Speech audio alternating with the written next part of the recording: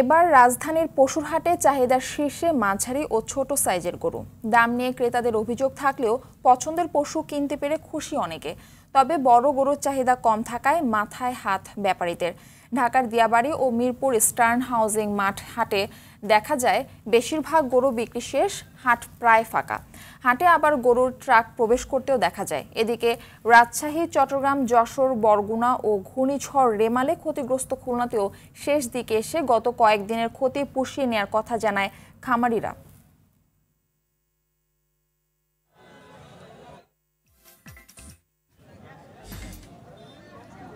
বেচা কেনা শেষ, আগেগুলো লাভই বেশি, পরেরগুলো লসে বেচা হয়েছে। আমি চাচ্ছি 2,10,000, 20,000, এখানে বলে 1,30,000, 1,50,000। গতকালকে আর আজকে রিজনেবল। আজকে গরুর জন্য শেষ হাট, সোমবার ঈদ, সেক্ষেত্রে প্রচুর গরু সমাগম হচ্ছে, তবে সেই অনুসারে বিক্রি কম। প্রত্যেক বছরই দেখা যায় যে বাজারের শেষে কিন্তু গরুর দাম ন্যায্য মূল্যে পাওয়া যায় না, কিন্তু এবছর গরুর দাম দেখা যাচ্ছে তো এখন পর্যন্ত তো গরু বেচা কিনা খুবই কম। আরও হয়তোবা 1 ঘন্টা 1.5 ঘন্টা পরে হয়তোবা বেচা কিনা হবে, কার ভাগ্যে কি আছে এটা তো বলা যাবে না। এই মুহূর্তে চট্টগ্রাম থেকে সহকর্মী সাইফুল মাহমুদ আর টাঙ্গাইল থেকে সরাসরি যুক্ত হচ্ছেন সহকর্মী কামাল হোসেন। শুরুতেই যাব সাইফুল মাহমুদের কাছে। সাইফুল, কালই তো ঈদ, কি অবস্থা দেখছেন পশুর হাটে এবং দাম নিয়ে ক্রেতা বিক্রেতারা কি বলছেন জানাবেন। জি মারফি যেমনটি বলেছেন, আসলে রাত পোহালেই কিন্তু পবিত্র ঈদুল আজহা। ইতিমধ্যে কিন্তু চট্টগ্রামের পশুর হাটগুলো কিন্তু বেশ জমজমাট হয়ে উঠেছে। এখনও কিন্তু খুব ভালো বেচা কিনা হচ্ছে। এখানে কিন্তু ক্রেতার কোনো সংকট নেই এবং সেই সাথে পশুরও কোনো সংকট নেই। তবে যারা ক্রেতা আছে, আরেকটা বিষয় জানিয়ে রাখি, সেটি হচ্ছে যে সাধারণত চট্টগ্রামের বাজারগুলিতে ছোট গরুর চাহিদা খুবই বেশি এবং ছোট গরু কিন্তু প্রচুর পরিমাণে প্রচুর দামে বিক্রি হচ্ছে। এবং যারা সাধারণ ক্রেতা আছে তারা কিন্তু অভিযোগ করে বলেছেন প্রতি একটি ছোট গরুতে 30 থেকে 40,000 টাকা বেশি নিচ্ছেন যারা বিক্রেতা আছে তারা।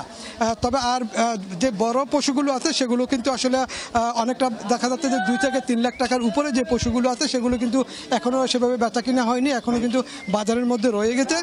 ক্রেতা সংকট, বড় গরুর ক্রেতার সংকট বোঝা যাচ্ছে।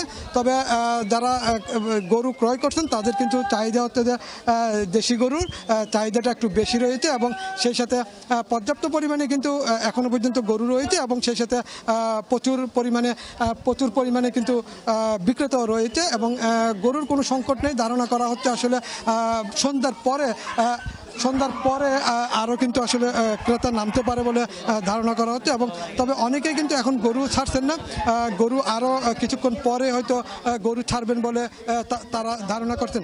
তবে চট্টগ্রামে কিন্তু এই মুহূর্তে কিন্তু আসলে পর্যাপ্ত পরিমাণে গরু রয়েছে, সেই সাথে বিক্রেতা ক্রেতা উভয়ই রয়েছে।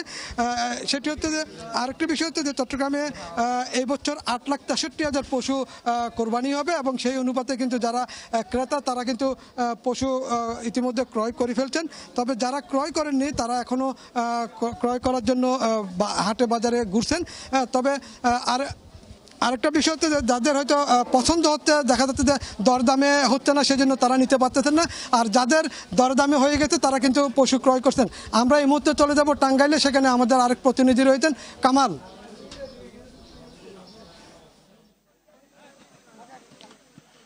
জি সাইফুল, আপনাকে ধন্যবাদ। তো আমি এখন রয়েছি টাঙ্গাইলের সর্ববৃহৎ যে পশুর হাট গোবিন্দাসী হাটে।